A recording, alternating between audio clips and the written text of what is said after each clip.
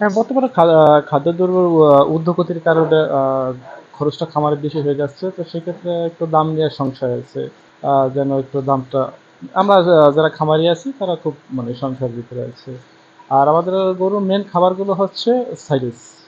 আমরা সাইলেজ নিজের উৎপাদন করি। আমাদের ফসলি জমি থেকে ভুট্টা উৎপাদন করি, তা থেকে আমরা সাইলেজ তৈরি করি। আচ্ছা, এই মতে আমার খামারে ৪০টার মতো গরু আছে। সব ক্রস ব্রিডের, কিছু ২-১টা দেশাল আছে। ক্রস ব্রিডই বেশি।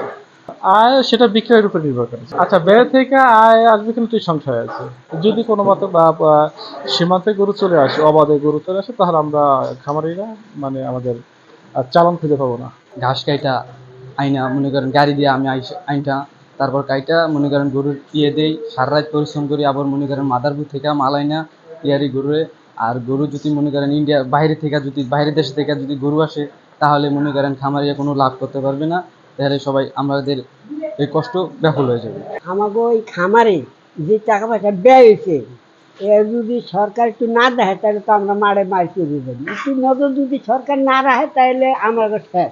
বিদেশের যদি হে আবার গরু বছর আইনের তলায় থয়, তা তো এ ব্যস্ত পারব না, একটা জন্মে যাওয়া যাইতে পারে। একটা গরুতে মনে করেন এক বছরে ১-১.৫ লাখ টাকা খরচ যায়।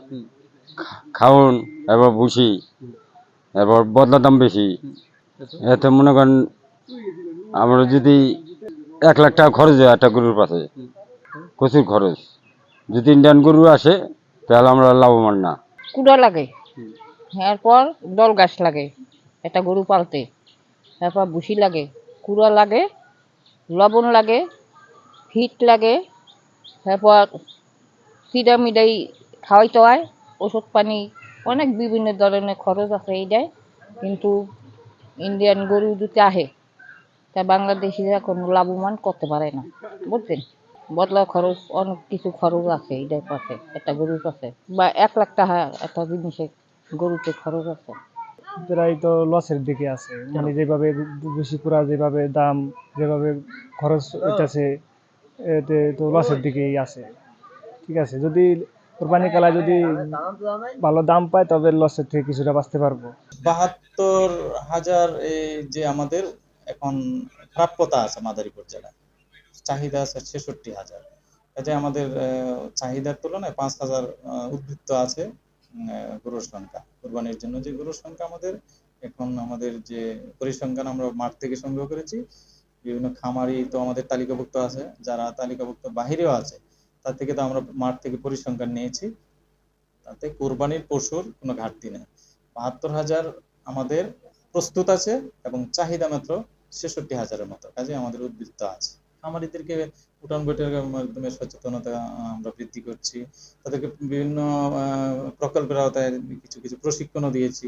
আর আমাদের মাঠ পর্যায়ে যে সমস্ত উপসহকারী প্রাণী সম্পদ কর্মকর্তা, ভেটেরিনারি ফিল্ড অ্যাসিস্ট্যান্ট, তারা মাঠে মাঠে উঠান বৈঠক করছে, আমরা এটা মনিটর করছি তাদেরকে এইভাবে। এবং তাদের রোগবালাই প্রতিরোধের জন্য আমরা টিকা প্রদান করে থাকি, যে সরকারি যে স্বল্পমূল্যে টিকা, এটা তা আমরা যাতে ব্যাপকভাবে পাই, এটা মাঠ পর্যায়ে আমরা কিন্তু আসলে আমাদের কাজগুলো মাঠ পর্যায়ে বাস্তবায়িত হয়। জেলা পর্যায় থেকে আমরা শুধু মনিটর করি এবং মাঠে মাঠে ভিজিটও করি এটা সঠিকভাবে দিচ্ছে কিনা। আর আমাদের উপজেলা এবং উপজেলা স্টাফরা যারা আছেন, টেকনিক্যাল হ্যান্ডস, এরা মাঠে এখন ব্যস্ত আছে এই কাজগুলো নিয়ে।